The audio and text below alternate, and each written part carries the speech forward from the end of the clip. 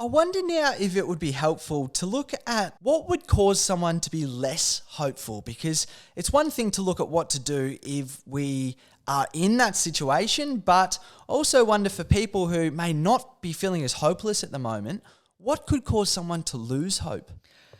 Okay, look, I think the basic thing is the flip side of the experience of not meeting goals.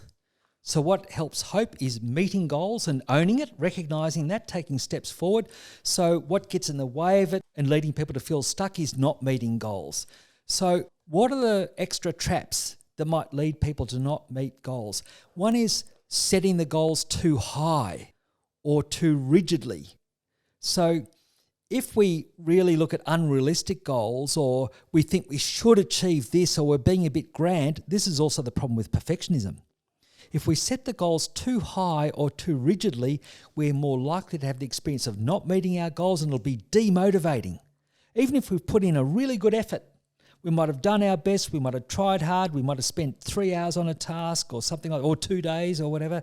If our goals are inflexible and maybe too big, we're risking demotivating ourselves. So also if we get too hung up on achieving outcomes, we talked about this in goal setting last time as well, if we get too outcome oriented, as opposed to looking to act with positive energy, with some intention, following through, acting on our values, so to speak. So not getting too outcome oriented, so we don't get too disappointed if that exact outcome we were looking for didn't turn out that way. We can still make an effort, or we might revise the outcomes that we're looking for. Certainly procrastination tends to be a problem. That's a kind of avoidance of the discomfort of getting up and doing something in the first place. So procrastination just drags it out, and it can make the effort seems greater than what's actually needed, and that could be discouraging. And the other thing I would say is, in contrast to drawing on social supports, letting oneself become isolated.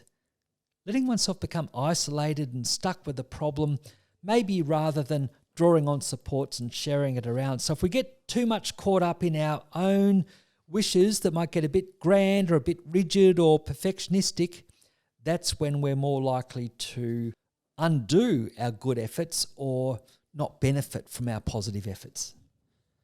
And so how can we tell then if someone has lost hope? Because it may be a little bit chicken or egg in terms of what comes first with a loss of hope and depression. But at the same time, it seems to me a little bit that if we're picking up that someone has lost hope a little bit, it may suggest to us that